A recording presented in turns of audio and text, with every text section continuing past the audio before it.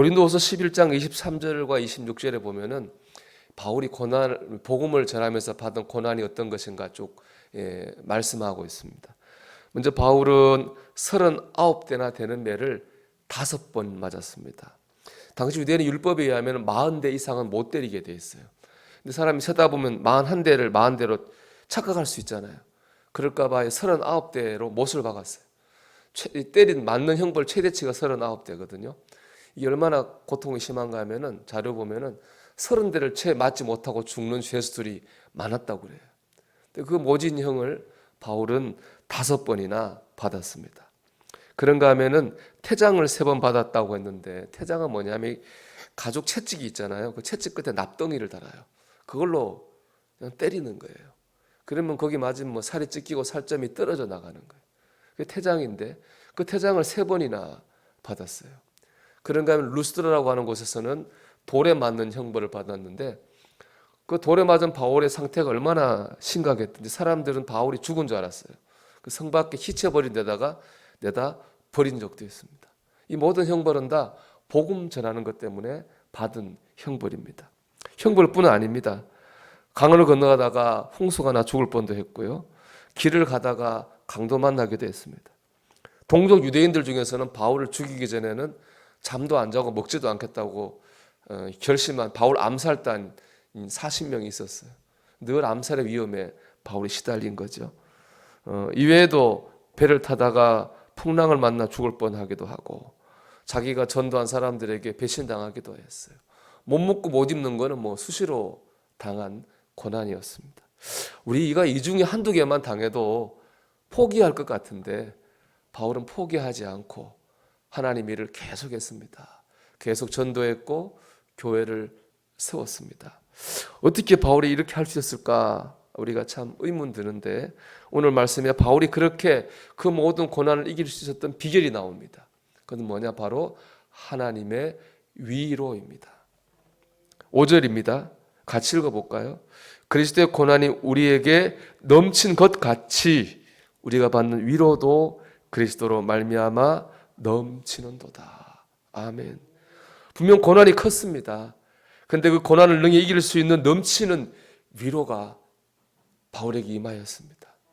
하나님 주시는 그 위로의 힘을 얻어서 바울은 고난을 이겼습니다. 하나님은 우리를 위로하시는 분입니다. 하나님 위로를 받으면 우리는 고난을 능히 감당할 힘을 얻습니다. 하나님의 위로가 여러분 가운데 넘치기를 축복합니다. 하나님께서 우리를 위로하시는 방법이 있습니다. 첫째는 내 아픔을 공감하십니다. 여러분, 혹시 여러분 가운데 세상에서 내가 제일 힘들다고 생각되신다면 여러분 주님의 십자가 앞으로 나와보십시오. 거기서 이런 음성을 들을 수 있을 거예요. 나도 내 아들 예수가 십자가에 못 박힐 때에 너무 괴롭고 힘들었단다. 하나님 아버지 음성이죠. 우리가 받는 고난 하나님도 받으셨어요.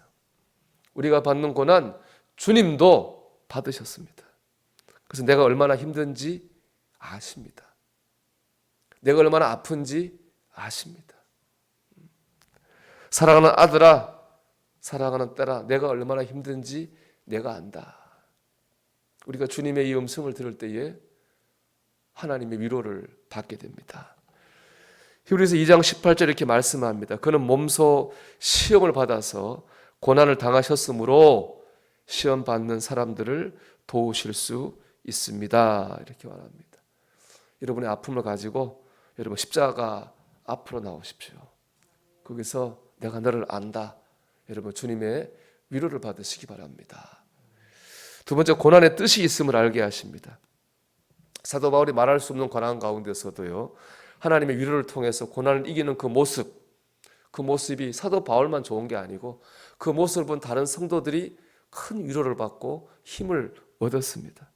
즉 바울의 혼란에는 다른 성도들을 위로하고 세우려는 하나님의 뜻이 바울의 고난 속에는 있었다는 거예요. 4절 말씀입니다. 우리의 모든 환난 중에서 우리를 위로하사 우리로 하여금 하나님께서 받는 위로로서 모든 환난 중에 있는 자들을 능히 위로하게 하시는 이시로다 라고 했습니다.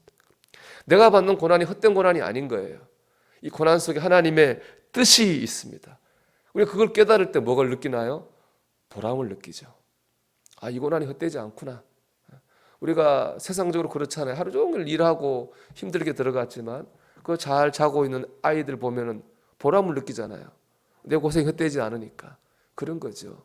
내가 받는 고난 속에 하나님의 뜻이 있음을 깨닫게 될 때에 우리는 헛고난 아니라 보람 있는 고난임을 알면서 위로를 받고 감당할 힘을 얻게 되는 겁니다.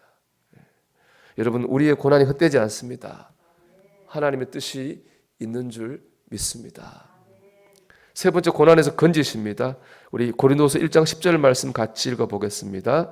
그가 이같이 큰 사망에서 우리를 건지셨고 또 건지실 것이며 이후에도 건지시기를 그에게 바라노라. 아멘. 주님은 바울을 고난에서 건지셨습니다. 고난을 끝내주셨습니다. 주님 위로는 다 잘 될 거야. 말로 끝나는 위로가 아닙니다. 그건 사람의 위로죠. 주님의 위로는요, 우리를 고난에서 구원하십니다. 그래서 주님의 위로는 참 위로입니다. 진짜 위로입니다. 이를 처음 했기 때문에 바울은 또 다른 고난을 만나서도 믿고 의지하는 거예요. 건지셨고 건지실 것이고 건지시기를 바라노라. 이것이 우리의 믿음의 고백이 될 때에 우리 하나님의 위로를 받을 수 있습니다. 여러분, 내가 얼마나 아픈지 주님이 아십니다. 우리가 주님을 위해 받는 고난 헛되지 않습니다. 보람이 있을 것입니다. 그리고 무엇보다 주님께서 우리를 고난에서 때가 되면 반드시 건지실 것입니다.